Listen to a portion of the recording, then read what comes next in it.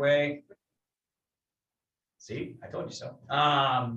Oh, just as a quick aside on this, the congregational meeting is on Sunday, and just so you all are aware, the intent is that that meeting will start immediately following the first service. So somewhere between probably 10 and 10:10, we're going to start. There's not going to be a break to go get coffee. There's not going to be a break to go get snacks and donuts. We're going to start immediately into the meeting, and then should the meeting end, early, then we'll have plenty of time for coffee and donuts and whatnot. But it's our intent to get that moving quickly. There are numerous Bible studies that are meeting, and we don't want to take away the whole hour from them. So we're thankful that you're joining us tonight, that will allow this conversation to go more smoothly. If you know people who could not be here tonight, but who would benefit from this conversation, who have questions that you might already know about the budget, then make sure they're aware that this has been recorded, and that when this meeting is done, and however long it takes me to format that recording, we will get that put up online as quickly as we possibly can, so that everyone in the congregation is able to have this same information. Again, if you have a question, feel free to chat that in, and we will be watching for those as best that we're able. Otherwise, I turn this over to Phil, our wonderful church treasurer, as he proceeds with the meeting tonight. Why don't we all give Phil a nice welcome? If you can figure out where the high five sign is, give him a high five. Hey. All right, so let's see. I am running the presentation from this laptop, is that right? Yeah. Okay, so can everyone see my presentation right now? No. Oh, over your shoulder. Oh, no, it should be on your screen. Oh, I got it. Okay, I made it big. Yeah. You got it? Okay. All right. Your white pack. Yeah, she is, of course. All right. So, all right, great. We will get going here. So Pastor Will has already opened us with a prayer.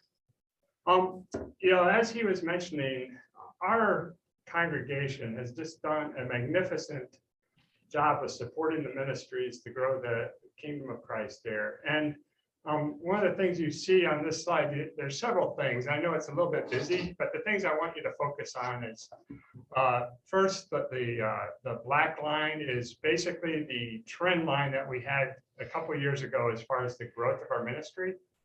And then in the last couple of years, you can see how the solid blue line has deviated from that black line, showing that our giving has actually increased during the pandemic period, which is just amazing. The other thing I want to call your attention to is you see a green line and a red line.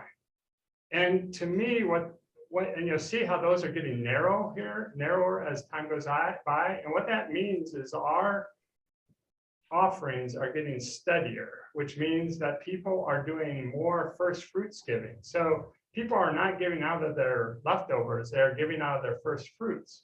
And because of that, our income has become much more steady, which from a standpoint of growing ministry, being able to rely on a steady income is so important. So thank you so much for growing in your first fruits giving, which is an indication of growing in faith, because you're trusting that God will allow you to live off your remnants instead of giving to God off your remnants, if that makes sense to you.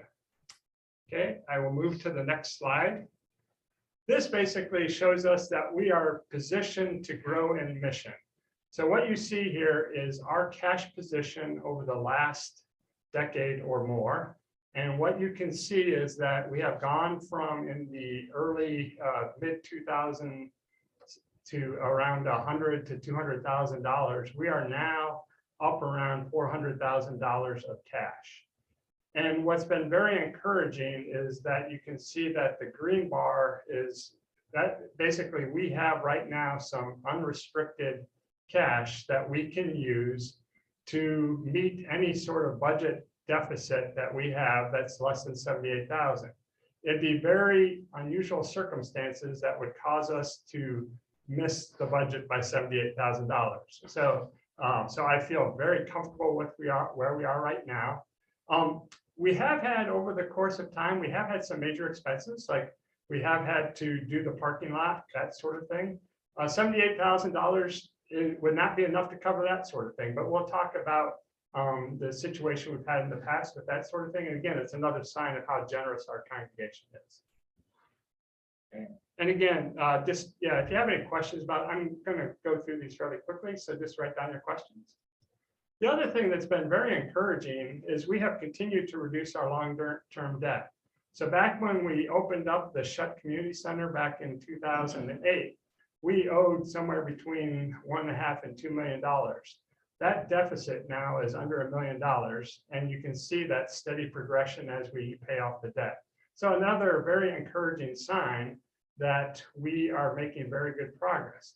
It would be nice if we could get rid of that debt sooner than later, because it does impact our ability to do other ministry.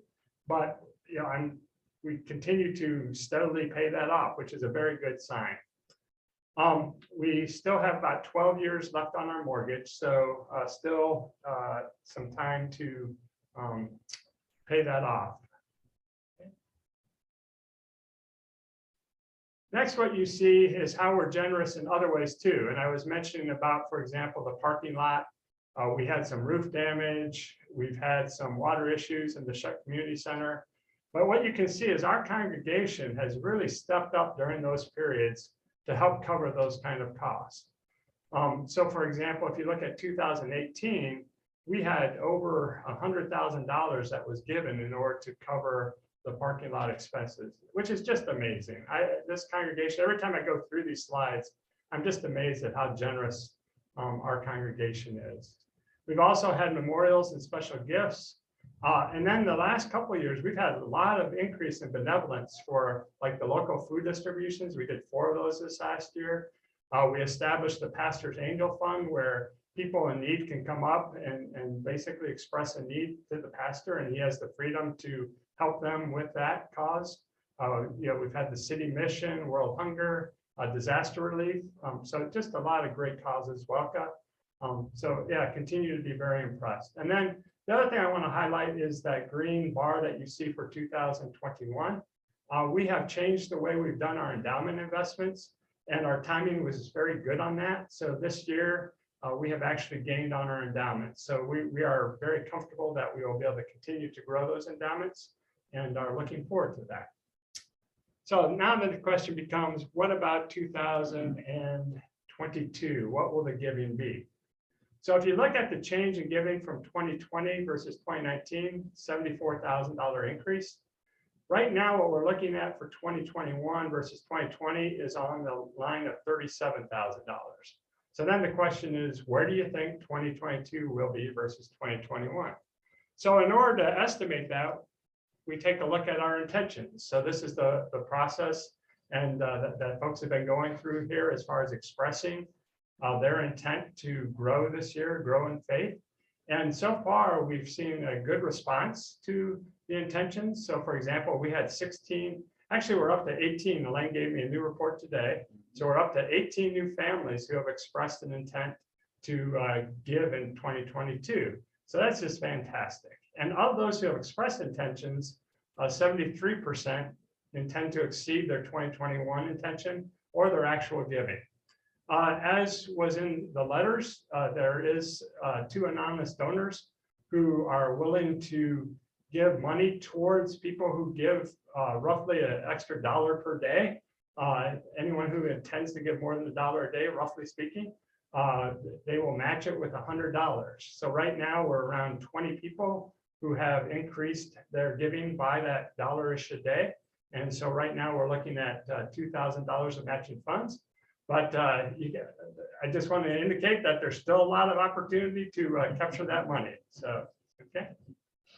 All right, next we'll go on to, so what will the giving be in 2022? So for 2021, our projected is around $575,000. Our 2022 estimates, on the pessimistic side, I'd say, well, pessimistically, we won't grow at all. So to me, that sort of represents a floor for what I think 2022 will be. And then the optimistic is around $621,000. And basically that assumes that givers either give the maximum of their 2021 projected times 103%. So they grow in giving by 3%, or their 2022 intention is larger than that. So if you take the higher of those two numbers, you come up with 621,000. So what we've done is we've chosen a middle of the road approach. And so so what we are recommending in 2022 is 595,000. So that's a $20,000 increase versus 2021, and actually winds up being what I had estimated the budget or the receipts to be for this year. So basically I'm keeping the budget receipts flat, but I still think there's reason to believe that we will get to that 595 this year, or excuse me, next year. This year has been quite a bit impacted by COVID. So we've seen that in both the loose offerings, because when you aren't meeting in person, you don't get loose offerings. You don't get people who drop money into the collection plate. Likewise with our building use, that was down substantially this year because of COVID. So both of those, we're seeing that that's changing already. And so we're looking forward to increasing our receipts in 2022. We want to also show an increase because we want to basically show our folks that we are responding to your intentions. As you intend to grow, we intend to grow our ministry. And so we want to reflect that in the budget. I've already indicated it's between pessimistic and optimistic. We have a very healthy base as we enter 2022. In other words, we have that $78,000 of unrestricted cash there to help meet any small deficits that we have. As I was showing you, the growing trend is definitely positive, and we've seen growth the last 2 years. It allows some uncertainty in the building use receipts because you just don't know, but I think we've got reason to be optimistic about that. And I also, in the appendix, which I'll really go through quickly when we get to that point, we do have options to address shortfalls.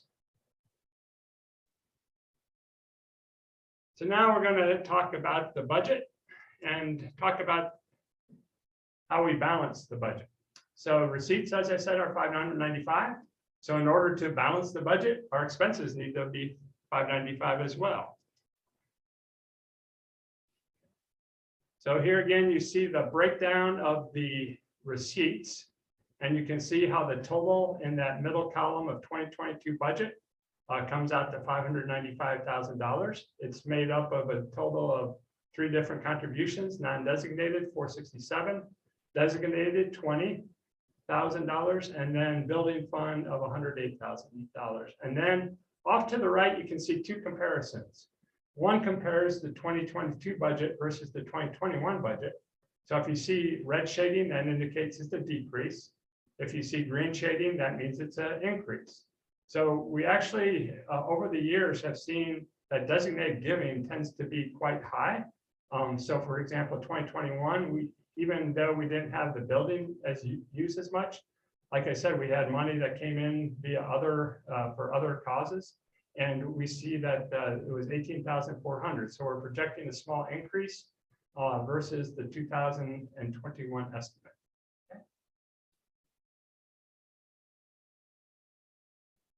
Okay, now we're going to go through the expense side of it. And you can see, again, the green represents an increase, the red shading represents a decrease.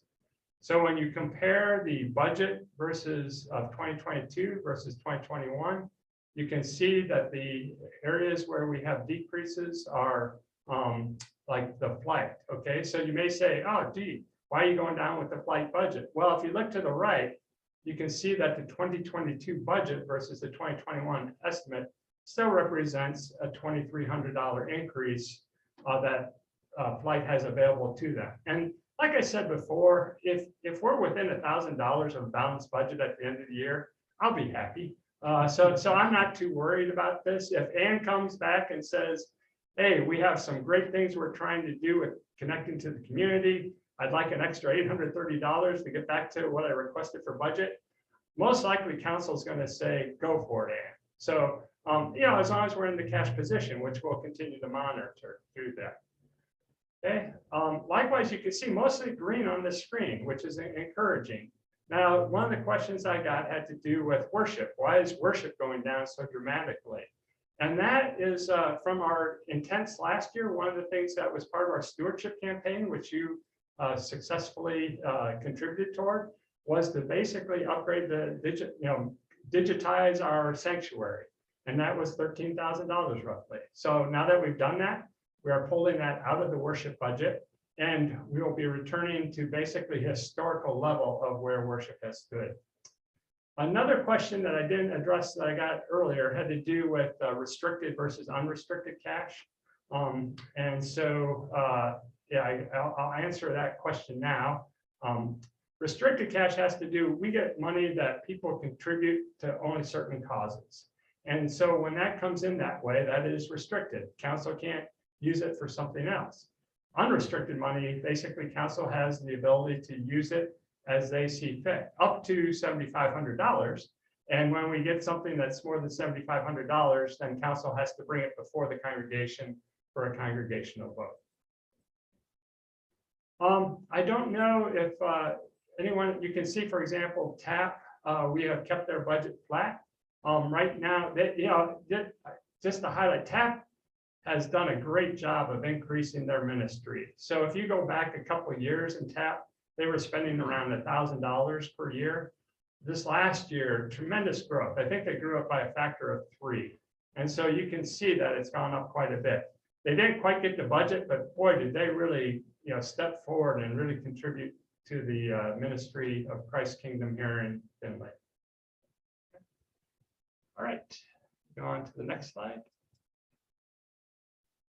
So this is basically a one-page summary of our budget. And you can see at the top are the incomes, at the bottom are the expenses. And if you go to the very bottom line and look at the net, it's basically a balanced budget. So I am not an accountant, so as a result, I'm comfortable with -$1.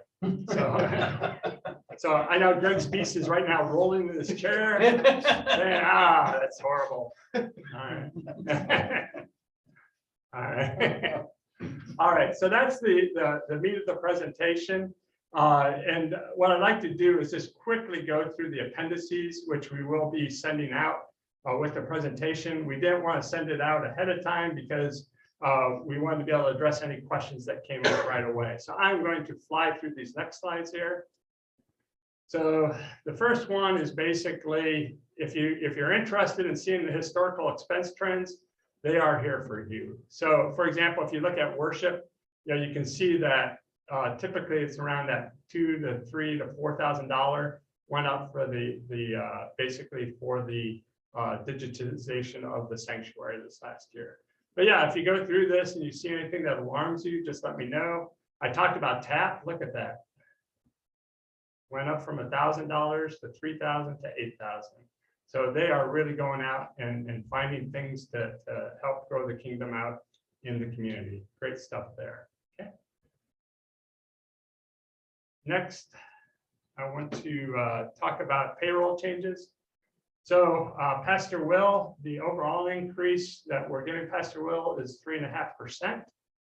It's somewhere between the Social Security cost of living adjustment of 5.9% and the CITID guidelines at 3%.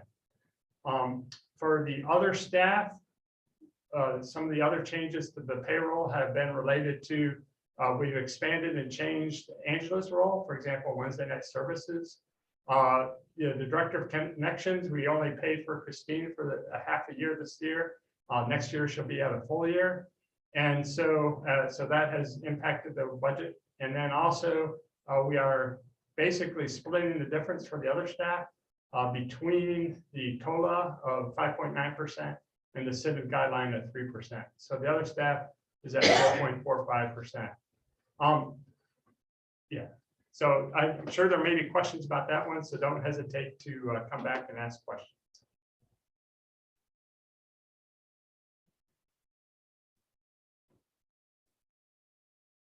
Okay, then I quickly go through like some of the things to note for the different committees, the ministry teams.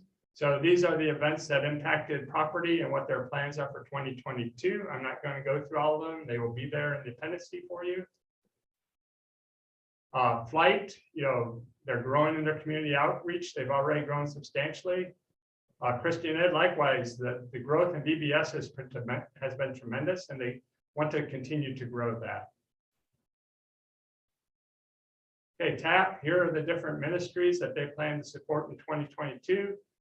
If, for example, we see that receipts are higher than what we had budgeted, one of the things we'd like to consider doing as a council is actually starting to support Mission Possible. That, you know, the thing about dollars in the US, they go so much further in Haiti, and it's just a tremendous opportunity. That is a country that's in great need. So we'd like to consider that. Then for the other teams, you can see that there's no changes in most of these budgets. Yeah, I want to compliment Kyra and the office people. They have decreased their paper and phone expenses. But we are seeing some increase in software costs related to the fact that we're now, you know, have a nice virtual presence. So that's impacted their budget. And I think that's all I want to say on that slide. Then this next year, we haven't had a special appeal for quite some time within our congregation. We have lots of different opportunities as a congregation. And so this is sort of a parking lot list for a bunch of different improvements we could make. You know, we saw a nice reduction in electricity costs when we put in the LED lights in the sanctuary. We'd like to continue extending that through the Shutt Community Center and the education wing. You know, we want to do something with that east wing of the Shutt Community Center. A lot of these are the Shutt Community Center. You know, they're window replacement. We definitely have some issues with the windows there. Sound improvement. Then a couple other items. One of the things our synod and our entire denomination is basically hurting for pastors.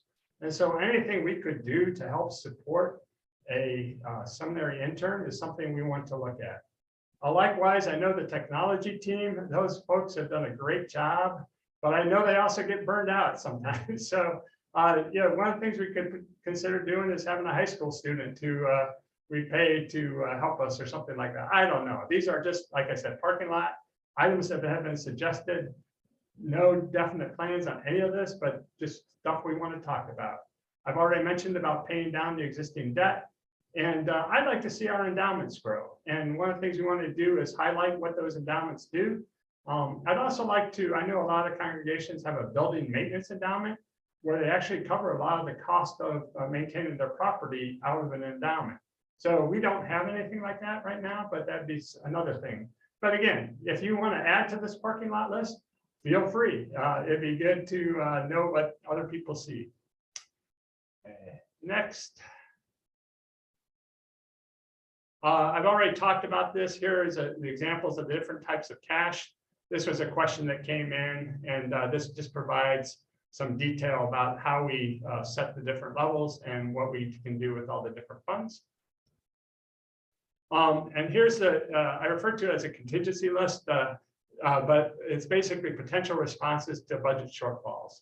So again, we have that unrestricted cash.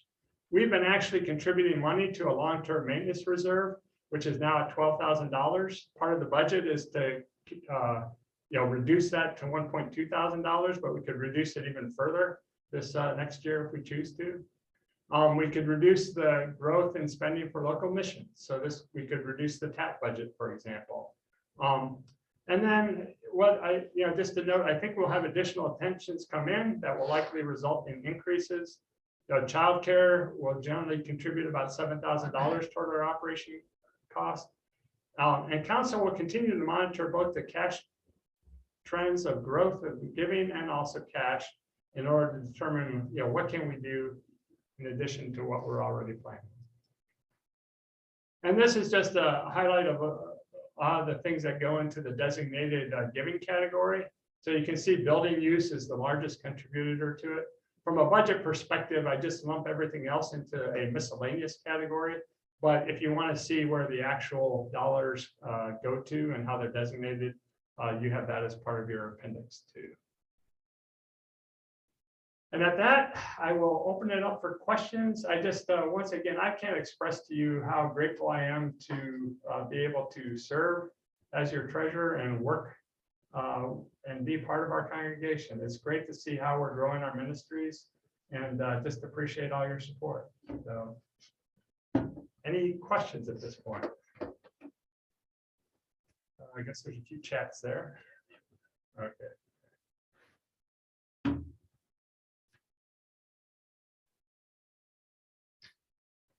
Oh, okay. Oh. I'll handle that when I get home then. So Marilyn said that.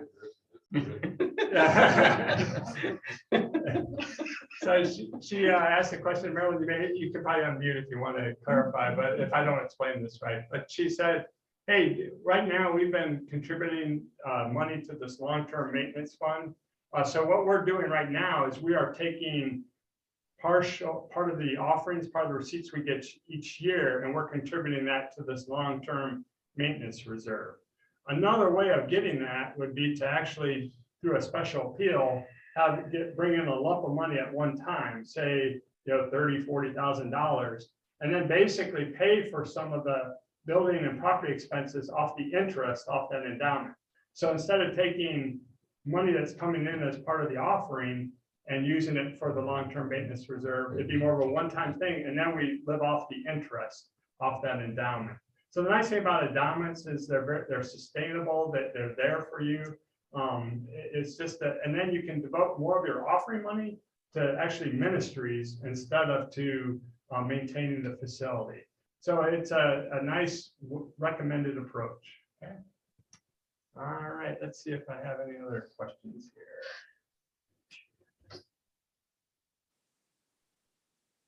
And feel free, folks, unmute if you want to ask your question. We take comments too. You can make compliments to Phil. Where is, okay, the property maintenance reserve is actually, if you go to the, and I guess I could do that, I will go back to slide. So there's a question, where is the long-term maintenance reserve? I'm going to go back and show you where that is. So this small bar right here that you see, that is our long-term maintenance reserve. So we built it up to $12,000. So I refer to that as, and you can see it right here, as property maintenance reserve. So it's part of our cash. So basically what we've done is we've tucked away some of our cash into that maintenance reserve. Right now it stands at $12,000. In talking with Todd, he feels that puts us in a good position as far as dealing with like an air conditioner or furnace outage or something like that. So hopefully that answered the question. Any other questions? Larry has one here. Larry, Let's look at the slide for the staffing The staff. increase. okay. So the Went up to, I think, 266,000 in 2021 from 190 something in 2020. That's incorrect. It was the flow that you had for like the 10-year history. oh yeah, the 10-year history. Your first appendix. Okay, all right. Yeah, so one of the things you'll have Yeah, to right there. yeah. So why has it gone up so much? This is because Pastor Denny was a bargain, and that's so during those years, we between Pastor Denny and having visitation pastors, we did not have to pay much for staff. So, part of the danger of me putting these sort of things out, but you asked the question, I'm glad you did, is because I wanted to be able to explain that, but that's what's going on there. So really the 266 number is a lot more accurate than what we can anticipate in the future. Yes, yeah. Well, and tell them the other staff that we've added too. We now have a youth director that we're paying for. Right. We now have a director of connections. Angela's position as a music director is about $10,000 higher than what we were, maybe even more than that, higher than what we had been paying Gayanne. So, we've had quite a few staff increases that have exponentially increased our ministry capacity. Right. We can do a lot more today than we could do before. Just the number of musical groups we have alone is representative, and how active those groups are is very representative of the kind of the new benefit that we have from the added staffing. So yeah, you're right. The 266 number is much more representative of where we are, our new baseline, our new base. Yeah, and yeah, just to highlight that, one of the things that I think has been great is Angela's been working with the preschool kids, as far as sharing a music ministry, because, when you're a kid, like music, like I say it with my granddaughter, like when you play music, like she just really responds to it. And if you can start to expose them to Christian concepts through music at a very young age, that stays with them for years. So that's, yeah, I really love what we're doing there too. What the heck? Any other questions? I thought you hit enter. Yeah, I got a question, Phil, but I can't seem to type it in. Okay, just go ahead and ask. Do we have any kind of I know this might be a property committee question, but do we have any kind of a preventive maintenance program for like heating and air conditioning and items like that at the church? Yes, one of the budget items is preventive maintenance, and we do spend money on that. Yeah, and yeah, so Todd would like to, one of the things he put in his plan for this year is to do like a full assessment of all of the mechanicals for our facility. But Right. we do have a preventive maintenance budget. Yeah, I didn't put in the detailed line items for each of the ministry teams, because that would be pages and pages, but I certainly would be willing to provide that, or I'd ask Todd to provide it after I gave it to him probably. Is it done on is it done on like a quarterly basis or a yearly basis or? That I don't know. We offhand. follow the, Yeah, it's manufacturer recommendation. okay. Did you hear Pastor what manufacturer recommendation? What do you say? Oh, it's a manufacturer or something. Okay. Then I got another question. Can we have an endowment fund to pay off the mortgage? Yes, we could, but it would have to be huge. Our mortgage payment is on the order of $10,000 per month. And so in order to pay that off, you'd be looking at, yeah. You'd have to have more in the endowment fund than what we owe. Yeah. I love the concept though, because that would allow us to continue to, add to the facilities, that sort of thing, and grow the ministry, although we're sort of landlocked here, but anyway, yeah. Good question. Another question that came in, does the preschool pay for parts of Angela's salary? And the answer to that would be yes. So thank you for asking. Let's see, am I missing any others, Pastor Will?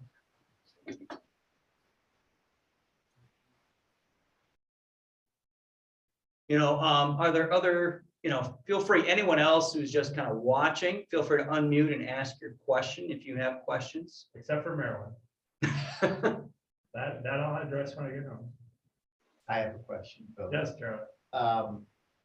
You referred to our long-term debt as being the Shut Center.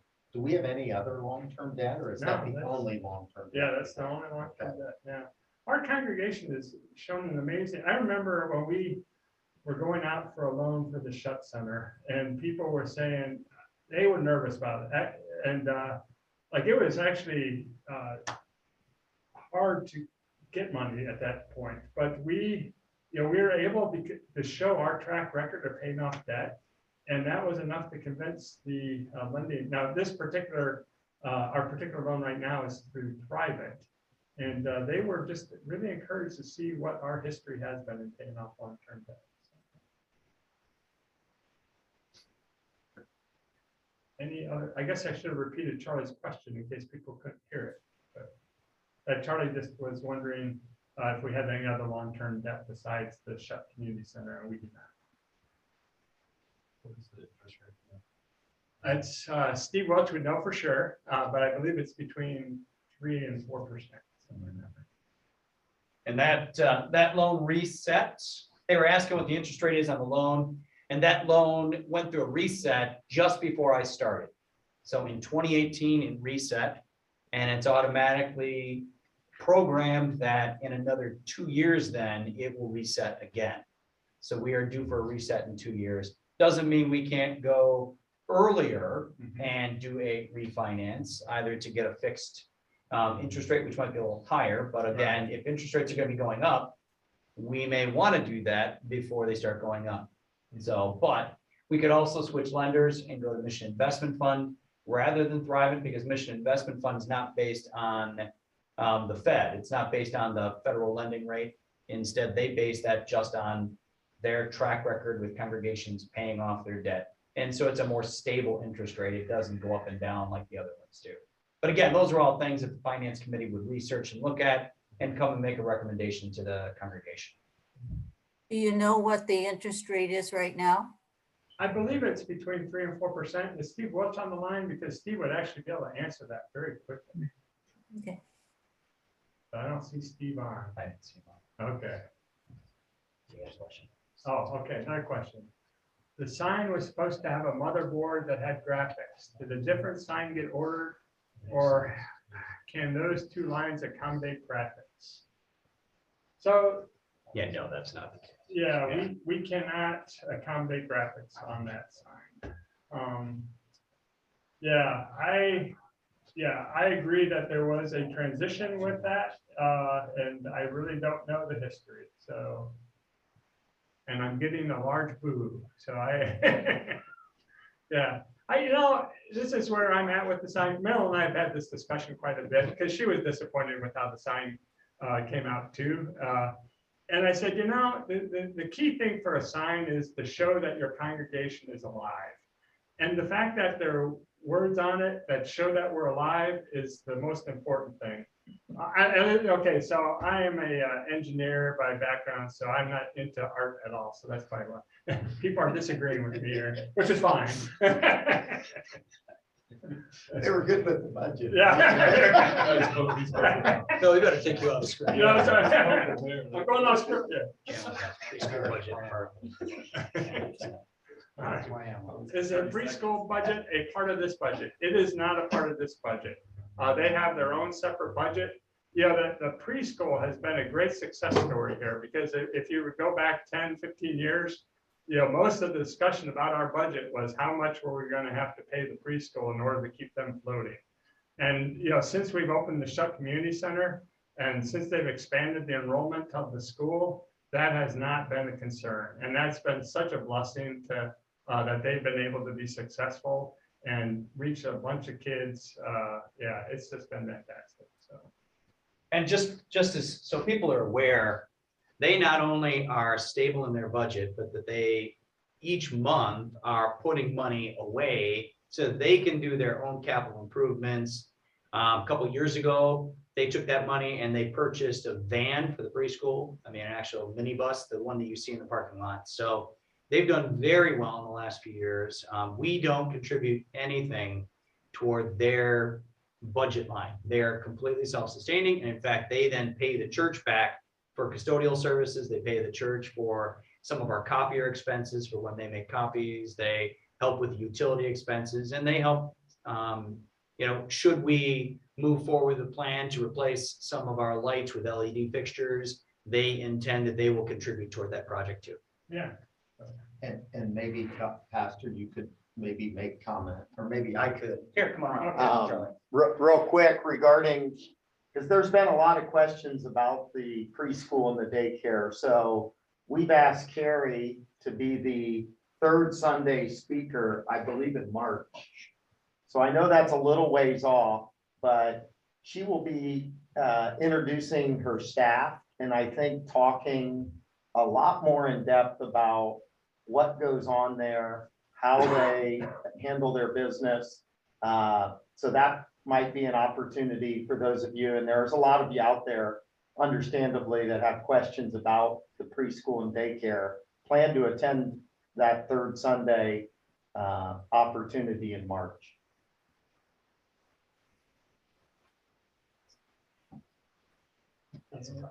Okay, is that any other questions? All right. Okay. All right. All right, with that, I will come back. Again, welcome, folk. Again, we're so pleased that you've all been here. Please, please, please let people know that if they have questions, Phil is more than happy to respond to questions. If you look through some of the documents that we'll send out tomorrow to you and you have further questions, feel free to pose those to Phil. especially do that before the meeting, if at all possible. We would love to get all the questions answered before we go into a meeting so that we can just kind of speed through that conversation, and get right to the vote. If there are some individuals that need to be, able to have this, make sure they know that it's available to them. Because we know that not everybody could get on Zoom. So just make sure they know it'll be on YouTube. So I know most people can get onto that. Again, thank you all for being with us tonight. Can we close with a prayer? Loving, gracious Savior, we thank you that you're present with us. Be present now with us as we get the rest that we need tonight, that we might rise refreshed, restored, and renewed for all the service you have for us in the kingdom. Thank you for those who so willingly serve, and whether that's our congregation council members, whether that's our staff, or whether it's the many volunteers who make up this congregation. We are blessed with so many willing and able servants. Bless us now as we move forward in faith and continue to serve you. This we pray in the strong name of Jesus, crucified and risen for the world. Amen. Amen. Thank you all for joining us. Bye.